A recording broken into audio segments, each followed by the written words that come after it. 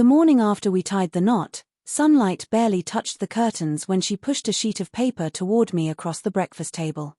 "Read this," she said, sipping her coffee like she was signing off on a board meeting.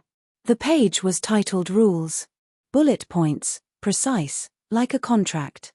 No female friends. Joint finances. All big decisions require my approval. Family visits supervised. No arguments in front of her parents. I remember the way she looked, smug, expectant, waiting for applause. I didn't speak. Folded it once, twice, slipped it into my wallet. She smiled, assuming my silence was capitulation. It wasn't surrender. It was reconnaissance. 3 days later, her father burst into the house, red-faced, trembling. "Do you realize what you just cost this family?" She froze. Her coffee slipped, shattered on the tile. I stayed calm, simply said, "Yes." I met her at a charity gala, where everyone pretends they're better than they are. She was magnetic, confident, beautiful, power in every gesture. Her father ran a real estate empire. I wasn't poor, just middle class with ambition sharp enough to cut marble. I ran a design firm. We met over a proposal. She liked my equality, I liked her belief in me. For a while, she did. Called me steady, loyal, the only man who didn't need her money. But people like her mistake steadiness for weakness. By our engagement, her father's tone shifted from polite to possessive. "You'll be joining our family," he said, as if it were a promotion. I thought marriage was partnership. It was assimilation. The first week after the wedding, small things began.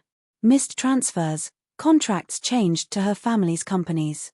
I confronted her, she smiled. "Relax. We're married now." That's when I realized I wasn't her husband. I was her acquisition. Later, I found the original rules file in our printer's memory, prenupedendum_v3. Metadata showed her father's initials. The rules weren't hers. A leash disguised as compromise.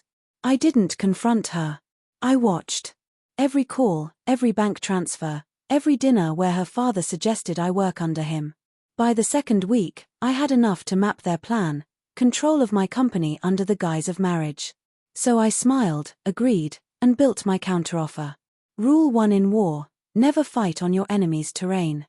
Move 1, I created Greyite Design Holdings LLC under my cousin's name, silent partner, me. Move 2, transferred all IP, client lists, trademarks, my firm looked empty on paper. Move 3, agreed to joint finances, linked to monitoring system. Move 4, hired a forensic accountant quietly through a lawyer favor. He found her father's shell companies funneling money offshore.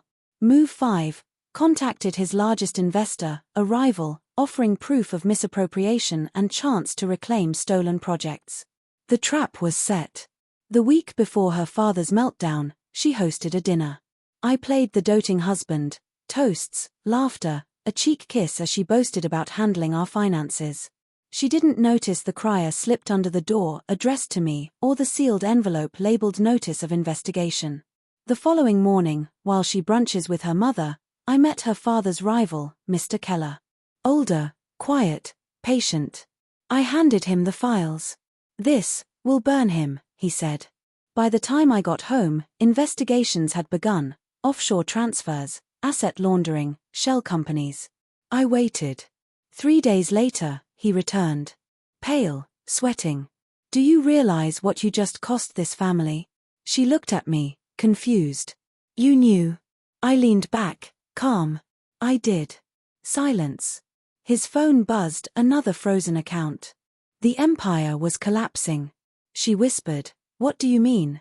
I said quietly, deliberately, "Your rules gave me separation, not control. Everything tied to you is now under investigation." Her father's hands trembled. "You set us up," he said, awestruck. I didn't answer.